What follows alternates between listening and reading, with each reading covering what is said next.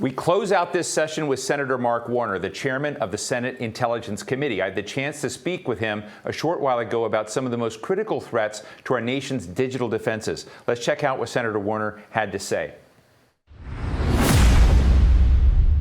Senator Warner, thank you so much for joining us for our forum. Thinking about what we have to do as Americans to create and trust in a more perfect union in the future. I guess the question I want to ask you is, when you think about, given what I just said on all the issues you're in the middle of, but the security and confidence we should have when our elections are digital, when our electricity is on a digital grid, and we see nefarious players out there. You're chair of the Intel Committee. You know a lot more about what's going on than I do. How can we both solve and respond to problems out there, but get proactive enough that Americans can trust in a digital future in this country?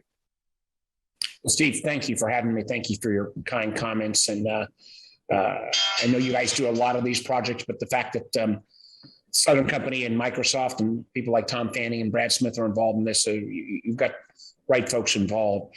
You're right. We live in a dramatically different security environment today than we even did 10 years ago. While traditional physical threats of foreign nation states still remain a constant challenge.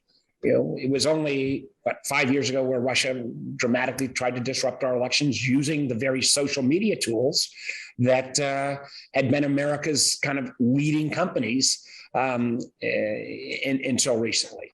When we see the fact that, whether it's when we think about the energy sector, Colonial Pipeline in terms of the hack, when we think about now almost a year plus old, the SolarWinds hack, where a foreign nation state like Russia, basically were able to break into 18,000 companies and potentially dramatically disrupt our supply chain. So our challenge is how we take advantage of technology, but also realize it brings a whole set of new security risks. And I guess the framing point that I would make is, and as you know my background, Steve, before I was in politics, I was in technology. I was lucky enough to be in the wireless industry. I was then a venture capitalist. I'm all in on the advantages that technology brings to all of our lives. But with all of the upside, there is also a downside. And that means manifestation of disruption and potentially of our democracy through disinformation. It means a whole set of cyber risks that frankly keep me up more at night than traditional weaponry, and a world where for every upside technology innovation, there is a downside as well, and we just have to build that into our consciousness. Well, let me ask you a question about things like the energy grid. And we've already had, as you just mentioned with Colonial Pipeline, a real live, real world sort of, episode out of 24, if you will, or Homeland. And I guess my question to you is, we see these shows and we hear these stories of huge farms of individuals in Russia or in, various parts around the world, or in Iran or North Korea, that are out engaged in cyber sabotage or ransomware, denial of service attacks. And I'm just wondering if America has farms out there, that we have a kind of crowd. I don't know if it's under the National Security Agency and, folks are, wearing black and goth and tattooed and hanging out and they're cool, or whether we have an infrastructure of people who can do to them what they can do to us. Listen, I'm not going to talk about anything that falls in the classified area, but we have both great defensive capabilities and offensive capabilities. One of the major differences is the folks who work in our intel community, our cyber community, for the most part, work exclusively for the US government. In some of our adversary nations, they may work during the day for a spy service, and at night, have a side hustle that's frankly more lucrative than their day job, where they are part of a ransomware network. Right. What we've seen to date, and I think this is where we really need to be very sober about this subject, when a first-tier nation state, a la Russia, China, or others, bring their A team, it's very hard for any enterprise on its own to be 100% defensive and get it right all the time. So one of the things we have to acknowledge is there will be breakthroughs. So far, a la, let's take SolarWinds first. SolarWinds was simply an extraction of information under the more what would be traditionally espionage. Colonial Pipeline was a more of a classic ransomware attack. And in both cases, both SolarWinds and Colonial Pipeline, there was no obligation for the affected party to notify the authorities. Thank God, in the case particularly of SolarWinds, private enterprise company FireEye, Kevin Mandia, Patriot leaned forward and told the government so we could start to respond.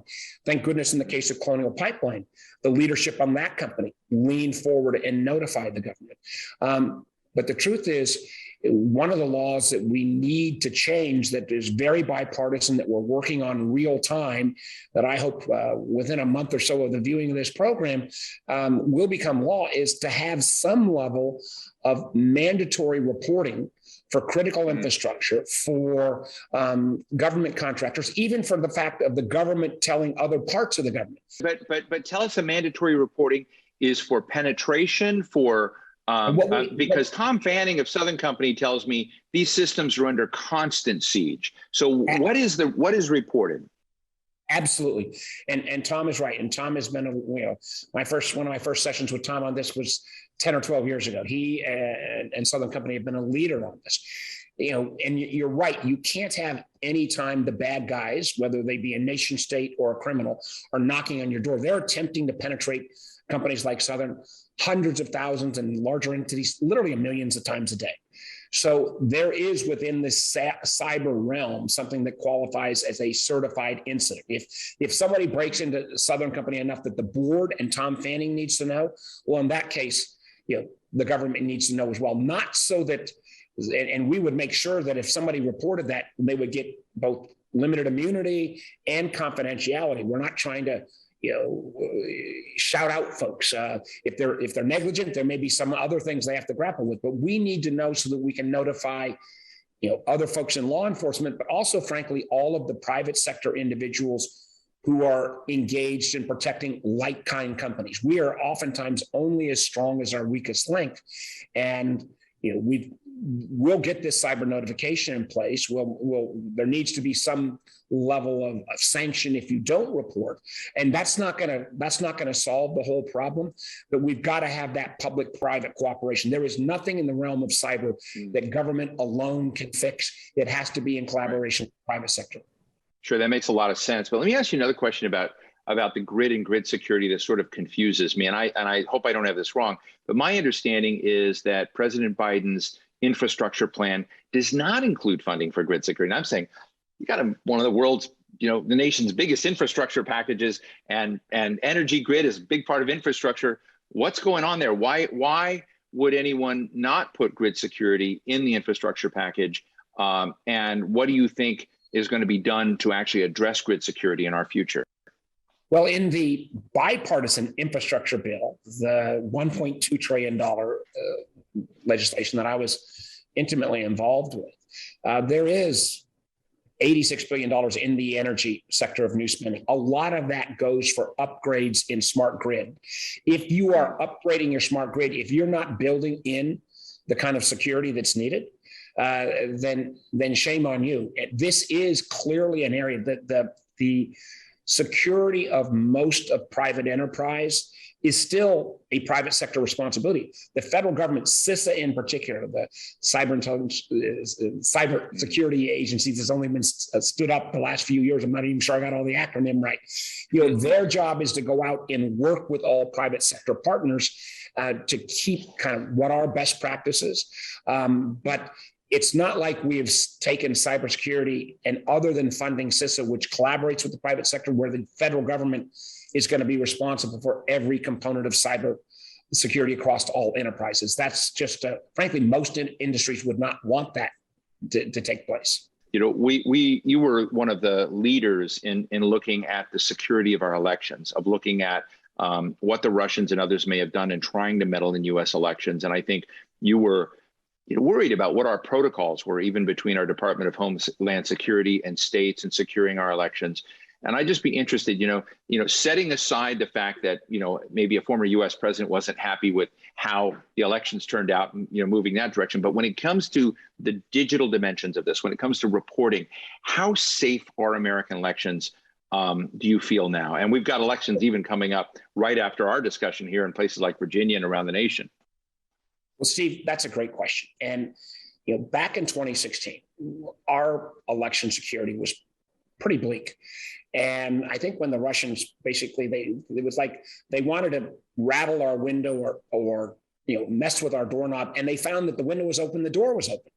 Luckily, they were not successful in their incursions in 2016 in vote manipulation. They were very successful in misinformation and disinformation. And actually, one of the success stories of the Trump administration, and you don't hear those words often out of my mouth, success stories of the Trump administration, but was Chris Krebs, who ran CISA at that moment in time under President Trump, worked, because we didn't mandate this, he had to work on a very collaborative basis with all the secretaries of states, all the election officials. We have upgraded dramatically both the reporting and the security, and our elections going into 2020 were safe. So the biggest disservice that Donald Trump did to our country, and in a long list of disservices, was after he lost the election in 2020, for him to impugn the integrity of our electoral process. And that was something, frankly, at least I will never forgive him for, but the actual security improvements that were made under his term on our election safety, we've come a long way. Do we always need to continue to improve? Absolutely. But the safety of our elections 2020 and going in a state like ours in 2021, that we always have to keep improving, but I feel very secure about the digital safety of most of our elections.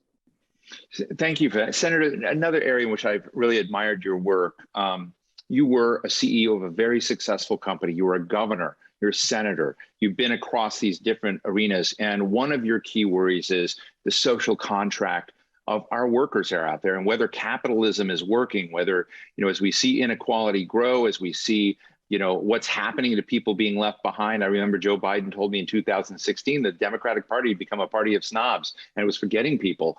I know that your question about what do we do to tweak capitalism, to tweak the system so that we get back to a more inclusive and fair economy that's producing good results for people for their work and innovation. I just want to know where you're at with that, and whether America's falling further backward in that challenge, or whether you have hope as we look at a question like a more perfect union, that the dimensions of that social contract have any hope of being repaired. Well, Steve, as I look at this debate that's going on in Washington now around the president's Build Back Better plan, my biggest concern, or concern that and this is an area that I have focused a lot on, is that I've not made some of this issue on a systemic basis of how we can make capitalism work for more people, more core to that message. Capitalism got some problems, we're first to admit, but no system, especially American capitalism, brought more people out of poverty than American capitalism, when it works well. The three quick things, though, that I think should have been a bigger part of this debate, and my hope is going forward I can bring them to the forefront, is one, recognizing that people are not going to work for the same job for 30 years. So no matter what kind of work you do, and we saw this particularly coming out of COVID, there ought to be benefits that go along with work, and those benefits ought to be portable, and they ought to be able to accumulate as you do different jobs at the same time and move from job to job, number one. Number two, I think we need to completely change the tax, accounting, and reporting system on investment in human capital. We have a system that still favors investment in tangible goods much more than people, and we ought to at least equalize the tax, accounting, and reporting treatment. And three, we need to reinforce, and I say to the partners who are sponsoring this and to those corporate entities that realize their bottom line is, yes, about corporate profits, but it also needs to be about the workforce, the environmental, societal governance, the so-called ESG movement. I think that is not contradictory to profits. I think, as a matter of fact, if you're going to have the world-class workforce you need, that's what young workers in particular want to see in their companies. And I think this is an area where, candidly, there could be a lot of bipartisan agreement that unfortunately is sadly lacking these days. Well, listen, Senator Mark Warner of Virginia, the topic of this, a more perfect union, and bringing together a very disparate set of voices from a lot of different corners. This wouldn't have worked without you, and given the work you have, and I mean that very sincerely. I also want to thank you for not mocking me for interviewing you in a tuxedo. Now that you are a Legion d'honneur recipient from France, I can't mock you at all, but only you could get in the 10 or 12-minute interview, cybersecurity, elections, and the future of capitalism. So well done, my friend. Great. Well, Senator Warner, thank you so much. We look forward to talking to you again. Thank you. Bye-bye. Wow, and that brings us to the end of today's Focus segment. A big thank you to our sponsor, Southern Company, and all of you for watching. We're going to be back at 4 p.m. for Reveal, which is going to be the last segment of this final day of this awesome festival. We're going to be joined by Dr. Anthony Fauci, former National Security Advisor John Bolton, the Secretary of Education, Dr. Miguel Cardona, Randy Weingarten, Lena Wen, Michael Crow from Arizona State University. It's going to be an incredible segment. Many, many more. We'll see you soon. See you at 4 o'clock.